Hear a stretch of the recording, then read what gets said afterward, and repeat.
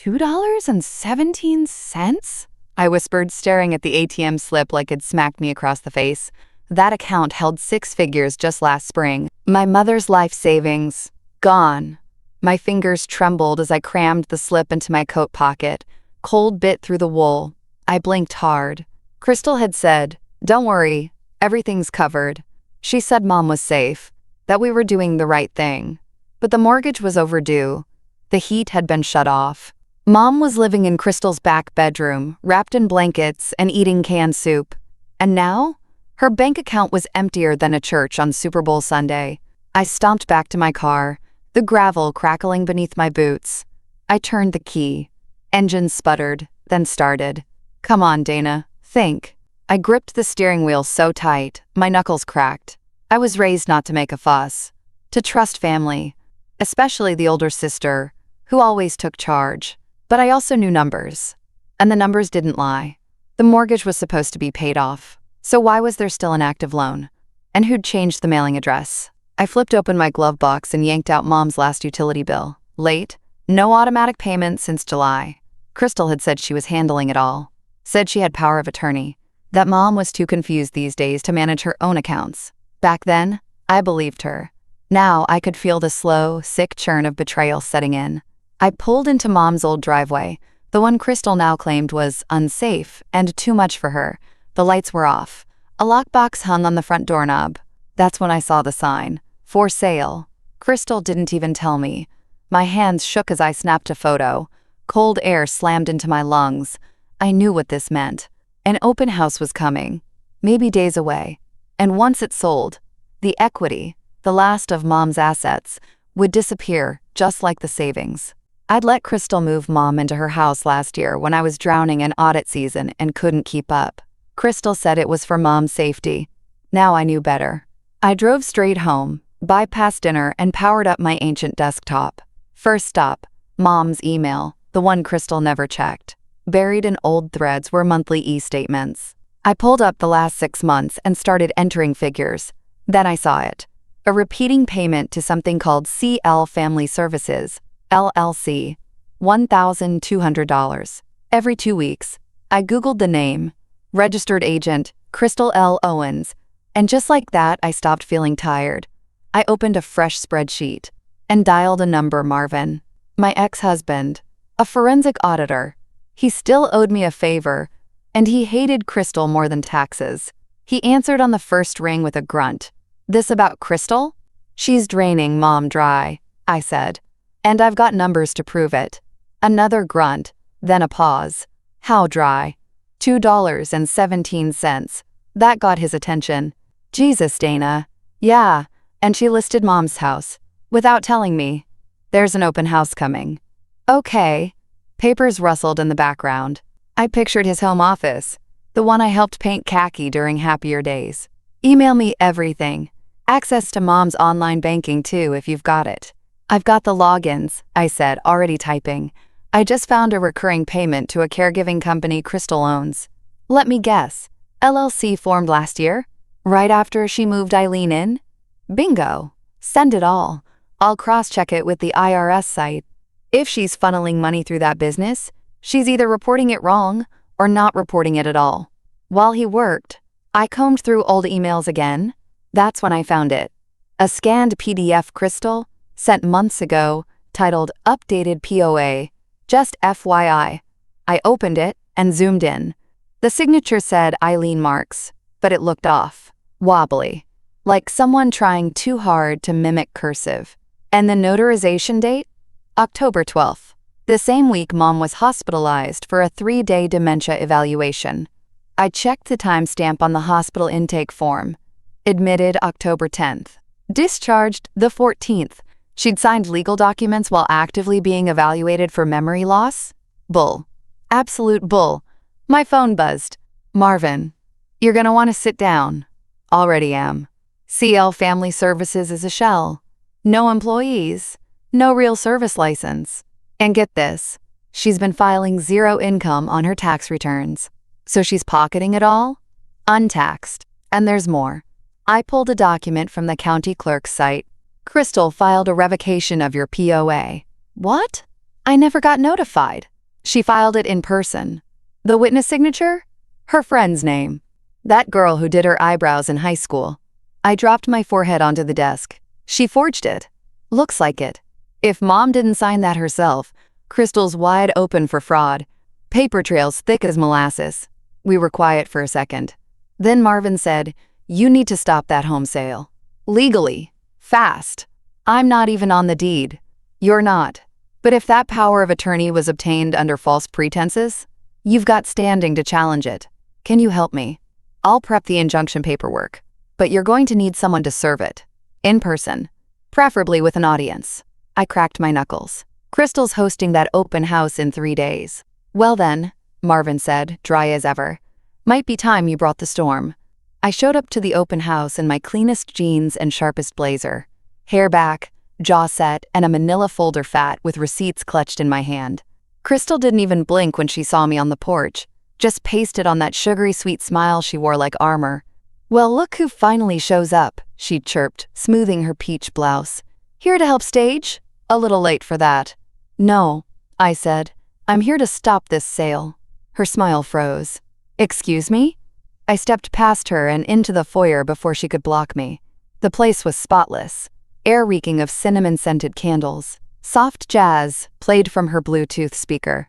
A dozen strangers wandered through the living room, murmuring about crown molding and original hardwoods. Crystal hissed through her teeth.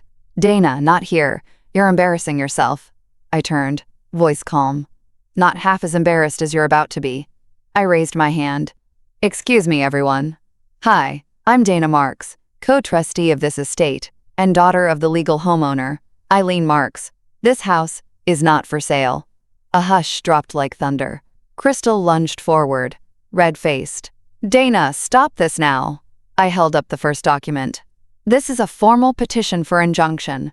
Filed yesterday. Judge Palmer signed off. This property cannot be sold until a court reviews the power of attorney documents."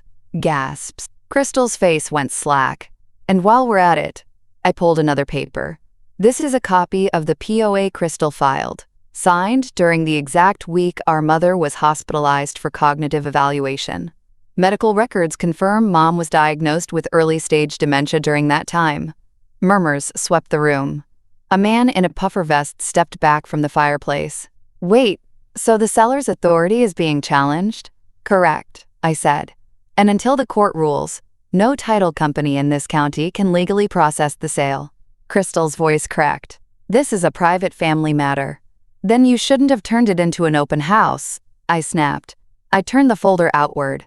"These are bank records showing $143,000 in withdrawals since Mom moved into Crystal's care. Recurring payments to CL Family Services, a shell company Crystal owns. No licenses, no staff, just her name on the routing account." A woman in a cashmere wrap muttered, "She's been stealing from her own mother?" Crystal's mouth opened, closed. Her eyes darted toward the front door. "Not so fast." "And here," I added, "are printed emails, including one from Crystal that says, 'I'll keep receipts if you really care that much.' Guess what, sis? I cared." I stepped aside. Marvin, in his only sport coat, entered with a clipboard. "Marvin Boyle, forensic auditor. I've submitted findings to the probate court."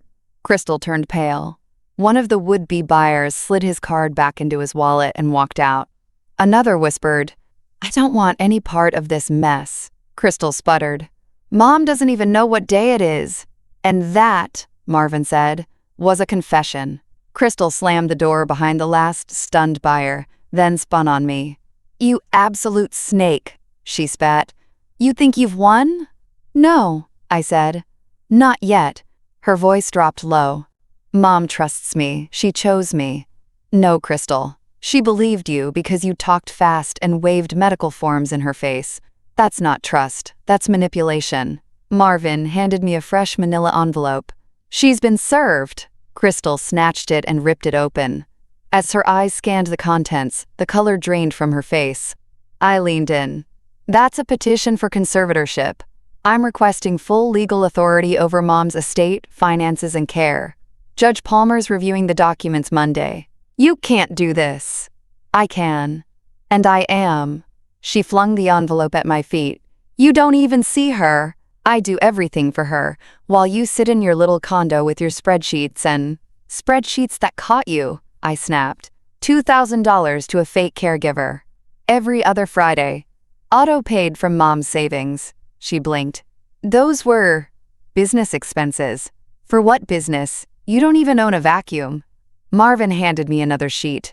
Here's the best part, he said, dry as toast. She backdated her POA filing. The notary she used? Quit that same week and left the county. Couldn't have witnessed a thing. Crystal's lips curled. You think that's enough? Mom needs me. She said I'm her rock. I crossed my arms. Does she know you tried to sell her house without telling me? Or that the mortgage payment bounced twice last month because the account's empty?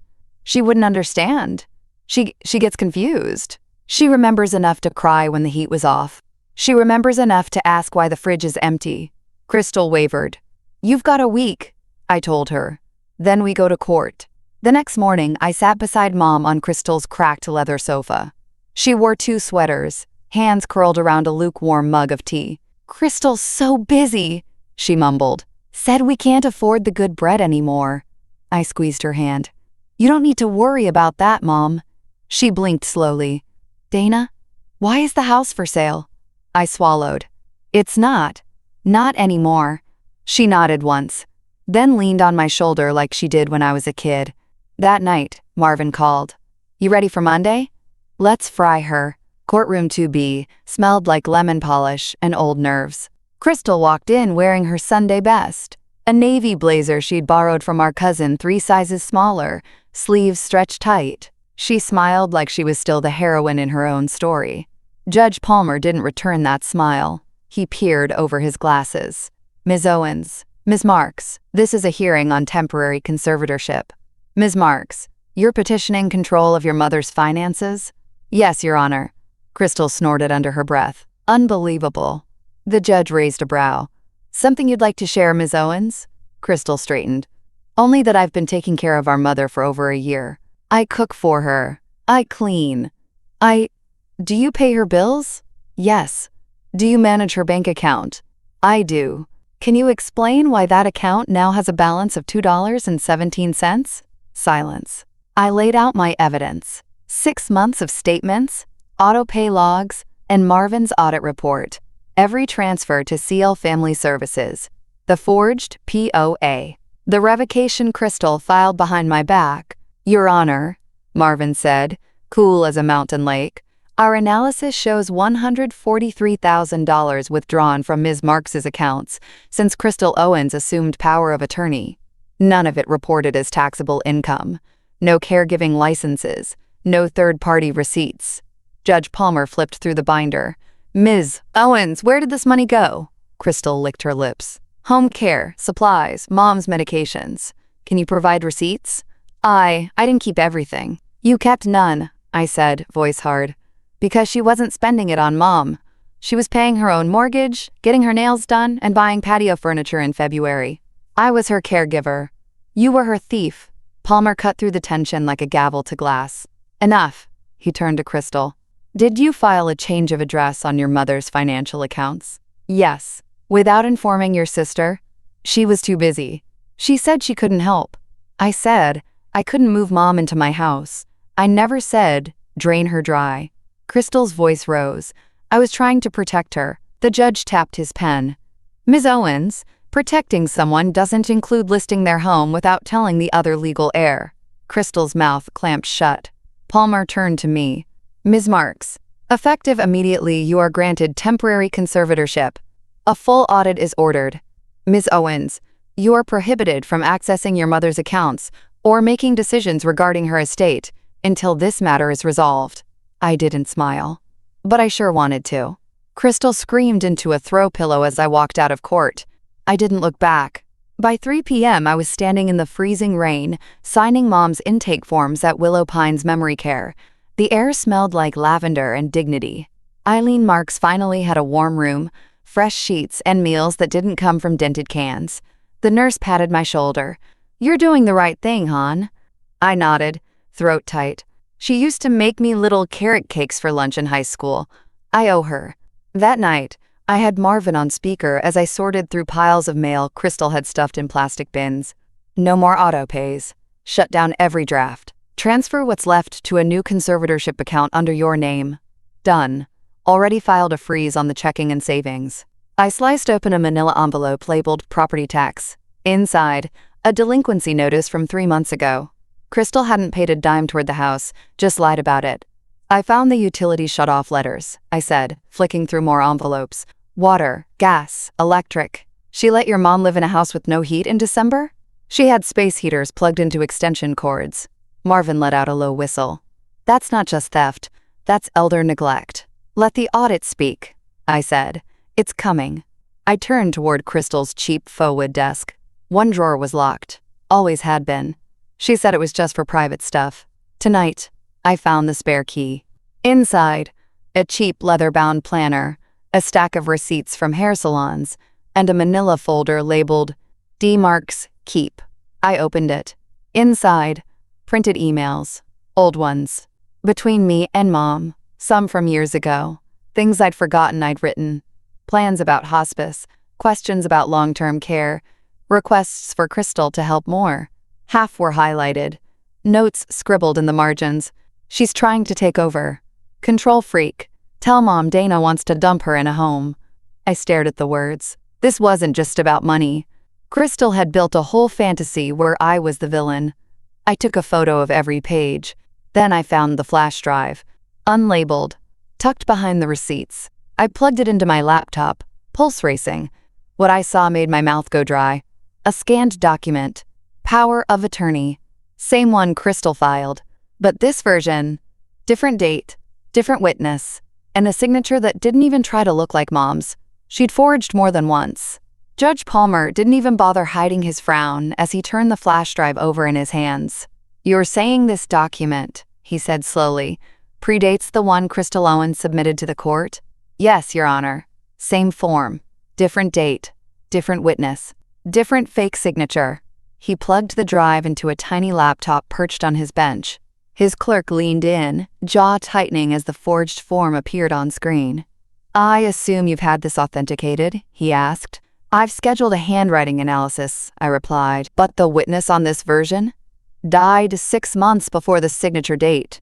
Palmer's eyes sharpened. Add perjury to the audit trail, he muttered. And notify court records.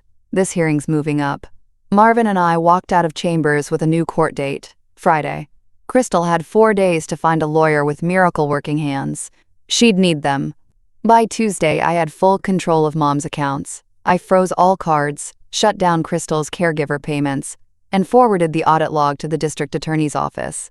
By Wednesday, the DA's office emailed me back. Preliminary review complete. Likely charges, elder exploitation, fraud, and wire misuse. Crystal, meanwhile, sent me a text. You're ruining everything. Hope your new little facility is worth it. I didn't reply.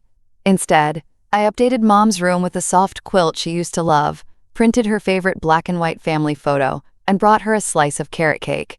She cried when she saw it. Crystal said we couldn't afford dessert, she whispered. I swallowed the lump in my throat. You'll never go without again. Thursday night, my phone rang. Blocked number. I picked up, expecting Crystal's screech. Instead, this is Barbara Lucas with Channel 6 News. We're following up on a public filing involving misuse of power of attorney. Are you willing to comment? I nearly dropped the phone. Who gave you my name? Court records are public, ma'am. Your sister's name came up in another case last year. Smaller, but similar. What kind of case? Barbara's voice dropped. A neighbor reported suspicious withdrawals from her previous client's account. No charges filed. But it was noted. I froze. You're saying this isn't the first time? Do you have time for coffee tomorrow?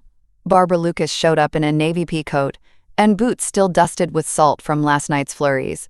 We met at a quiet cafe near the courthouse. She ordered black coffee and opened a battered leather notebook. I've been reporting on probate court cases for years, she said. Your filing jumped out. How so? Because your sister's name came up last year, under a different client. An elderly woman named Mrs. Hilda Jenkins died last March. I leaned in. Crystal worked for her? Lived with her, Barbara said. Claimed to be her companion and quote, house manager. My stomach turned. Same story she used with Mom. Barbara slid a photocopy across the table. A notarized POA form, same as the one she filed for Mom. But this one had Crystal's handwriting all over it. The signature box was a mess. The Jenkins family didn't press charges, she continued, but the financial records were flagged. After Mrs. Jenkins passed, her estate came up short by nearly $70,000. The executor chalked it up to, quote, generosity. No one dug deeper. I stared at the paper, bile creeping into my throat. How many times has she done this? 4 names, Barbara said, flipping her notebook. All widowed. All with modest savings. Crystal's name shows up in utility transfers, grocery deliveries, and auto bill logs. And not one charge? She keeps it small enough to look like caretaking. Until you showed up with receipts. I gripped my mug, knuckles tight. I have to get this in front of Judge Palmer. You will, she said. But if you're okay with it, I'd like to run the story. I don't care if the whole state sees it, I said. Just get her out of people's homes. Barbara nodded, already scribbling notes. Back at Mom's facility, I handed the head nurse a copy of the court order. Crystal Owens is barred from visitation until further notice, I said. If she shows up, call me first, then call the sheriff. The nurse nodded. We've dealt with family messes before. Don't worry, we'll keep her safe. Mom was watching reruns when I walked in. She patted the spot next to her, smiling softly. Dana, do you remember that old swing set we had? In the side yard, I said, sitting down.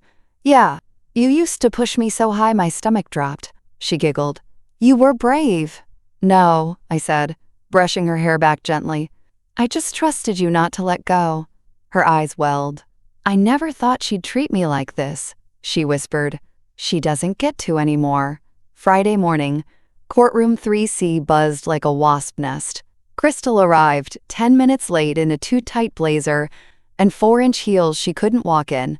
Beside her, a man in a shiny gray suit flipped through her case file like he'd gotten it in the parking lot. He probably had. Your Honor, he began, adjusting his tie. My client maintained she acted in good faith as caregiver. Mr. Beasley, Judge Palmer cut in. Has your client disclosed the secondary POA filing dated 6 months earlier with a deceased witness? Beasley blinked. Excuse me? I smiled. Marvin leaned over and whispered, This is gonna be a bloodbath. I passed up our newest exhibit, a side-by-side comparison of both POA forms, Crystal's official one, and the forged draft from her desk drawer. Palmer's jaw clenched. Ms. Owens, can you explain why a document bearing your mother's signature appears to be witnessed by someone deceased at the time? Crystal fidgeted. I must have mixed up the forms. It was old paperwork. I never filed that one. You submitted the later version to this court and swore under oath that it was authentic. Now we have 2, and neither of them look legal. Beasley buried his face in his notes. Palmer turned to me. Ms. Marks, we've also reviewed the financial audit from Mr. Boyle. Would you like to read the total aloud? $143,622.83, I said. Documented transfers to an unlicensed LLC, no payroll, no caregiving certification, all routed to Crystal Owens's personal checking. Gasps from the gallery. Crystal's eyes went glassy. I took care of her. I bathed her. You also signed her house over to yourself while she was under medical supervision, I snapped. You faked your way through that paperwork like it was a middle school hall pass. Beasley raised a hand. Your Honor, my client may have made mistakes in process, but surely intent counts. It does, Judge Palmer said. Which is why we're forwarding all materials to the district attorney. Crystal's mouth opened, but no sound came. In the meantime, Palmer continued, full conservatorship is granted to Ms. Marks. Ms. Owens is barred from any access to her mother's accounts, property, or medical decisions, pending criminal review. I exhaled. Not relief. Rage. Finally given a place to go. Back at the care facility, I found Mom napping peacefully under her quilt. On the table beside her bed sat a photo of me and Crystal from a beach trip in '98. I picked it up, stared at it. 2 girls in matching visors, grinning, sunburned, still believing family meant something sacred. I slipped the frame into the drawer and shut it. By Monday morning, I had the bank statements color-coded. every suspicious charge tagged, and Crystal's fake company formally dissolved through the Secretary of State's office. But I wasn't done. I logged into Mom's email again, this time digging deeper, through folders Crystal thought I'd never find. There it was, buried under miscellaneous and time-stamped from last spring. Subject, tax forms. Can I skip this? Crystal had forwarded herself a blank 1099 form from Mom's email account. The body of the message read, "Do I really need to file for Mom's payments? It's just me, and I'm not claiming income if I'm spending it on her." That's fair, right? Attached, 3 Excel sheets labeled care log, expenses, and summary. The care log was a joke, handwritten hours that didn't line up with any bank withdrawals. The expenses list included boutique candles and a patio umbrella. The summary? It showed over $65,000 in income she never reported. I emailed the whole folder to Marvin, CC'd the district attorney's office, and finally, CC'd the IRS whistleblower program. Marvin texted within 5 minutes. "Dana, she's screwed." I texted back. "Good." By midweek, Crystal's lawyer filed to withdraw from her case. The DA had enough to charge her with financial exploitation, forgery, and elder abuse. But the IRS? They had teeth. She hadn't filed a Schedule C in 2 years. Not a single self-employment tax payment. That's what made me smile. The court gave me full financial authority. I set up a trust under Mom's name and funneled the remaining funds into a locked annuity. The house? I had the sale blocked indefinitely until we could determine whether Crystal had already taken out a second mortgage. And Mom? She was safe. She had 24/7 care, 3 square meals, warm baths, and a nurse who knew her name. But Crystal, she had court dates and a letter waiting in her mailbox with the IRS seal on top. Thursday afternoon, I got the call. "Ms. Marks, this is Investigator Lacey from the IRS field office. We've reviewed your submission. Yes, your sister's financial filings are incomplete, inaccurate, and in several cases, falsified. She's under audit, effective immediately." I didn't cheer, but I did pour myself a glass of wine. The good kind. The bottle I'd saved for something worth celebrating. By Friday, the whispers started.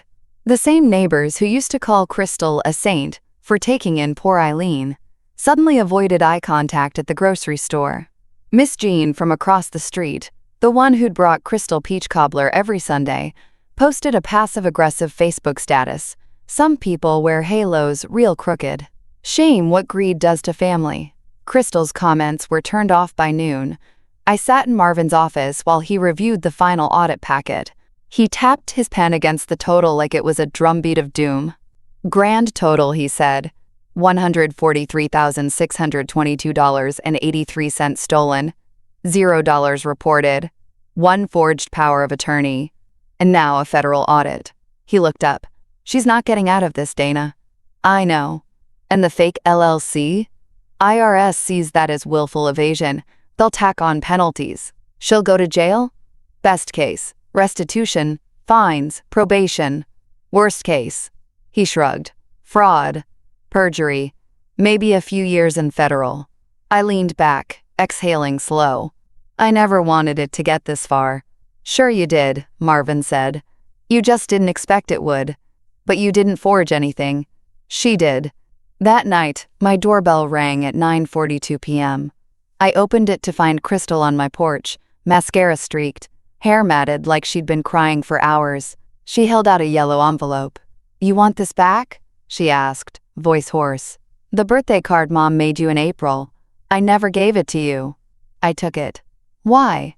"She spelled your name wrong," she whispered. "Called you Danae. I thought it would upset you." I blinked. "So you threw it away?" "I kept it," she said. "I was mad you didn't come see her on her birthday." "I didn't even know it was her birthday," I said. "Because you stopped letting me in the house," she swallowed. I thought I could handle it.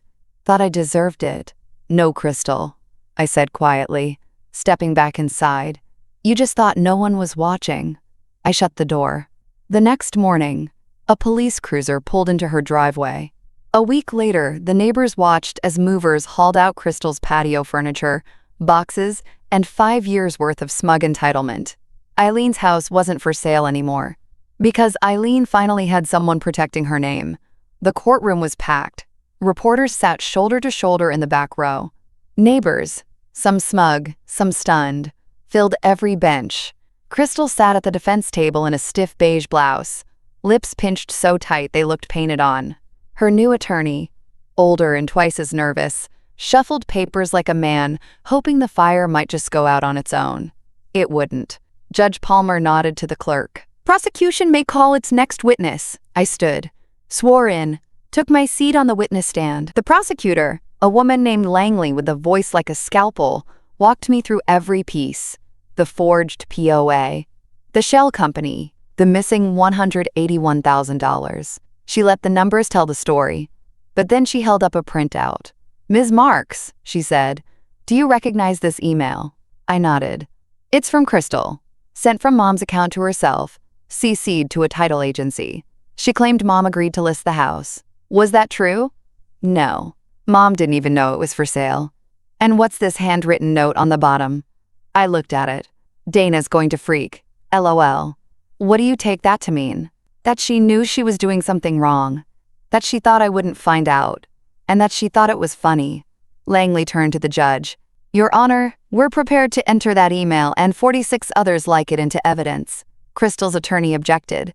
"Your Honor, context." "Overruled," Palmer said flat. "It's her own words." Langley flipped through the binder, pulling out another exhibit. "Ms. Marks, this voicemail. Do you remember receiving it?" I winced. "Yes. It was a month after Mom moved in with Crystal." She hit play. Crystal's voice blared across the courtroom speakers. "Look, Dana, Mom doesn't even know what day it is. You think she cares who pays the bills? I'm the one doing everything. If I take a little for myself, so what?" Gasps. The jury didn't blink. Langley stepped forward. "Ms. Marks, in your opinion, was your sister exploiting your mother?" "Yes," I said. "She didn't care about care. She cared about control. And when the money ran out, she tried to sell the house out from under her." The judge called recess. Crystal didn't look at me, just stared down at her hands like they weren't hers. In the hallway, Barbara from Channel 6 approached with a microphone half raised. "Ms. Marks, Dana, how does it feel finally saying all this in court?" I looked straight into the lens. "Feels like justice has a long memory." The jury was out less than 4 hours. I sat in the gallery with a legal pad on my lap, and no notes written. My pen just hovered, useless. Across the aisle, Crystal whispered frantically to her attorney, mascara already smudged. Her heels kicked off under the table like she'd finally realized the floor beneath her was made of lies. The bailiff stepped forward. "All rise." Judge Palmer nodded to the forewoman. "Has the jury reached a verdict?" "We have, Your Honor." My heart didn't race. It pulsed, steady and grim, like a clock counting down. On the charge of felony financial exploitation of a vulnerable adult, guilty. On the charge of fraud by misrepresentation, guilty. On the charge of tax evasion, guilty. No gasps this time. Just stillness. Crystal dropped her head into her hands. Her lawyer put a palm on her back, like that could soften what came next. Palmer spoke with the weight of a gavel in every word. "Sentencing will follow in 30 days. In the interim, Ms. Owens is remanded into custody without bail." The deputy stepped forward. Crystal lifted her face just once, toward me. And for the first time in years, she looked small. Not cruel, not righteous, just small. That night, as I made tea in my quiet kitchen, an envelope slid through the mail slot. Handwritten, no return address. I opened it slowly. Inside, a copy of a W-2, issued to CL Family Services LLC, filed 2 years ago. Employer ID blank. 0 income reported. Underneath, a sticky note scrawled in all caps. "Forgot this one. You're welcome. A friend at the tax office." I smiled so hard my jaw ached. Crystal hadn't just evaded taxes. She'd falsified a federal form. One more nail. Hammered. Back at Willow Pines, I found Mom folding napkins in the rec room. "Big day?" she asked, eyes twinkling like she knew more than she let on.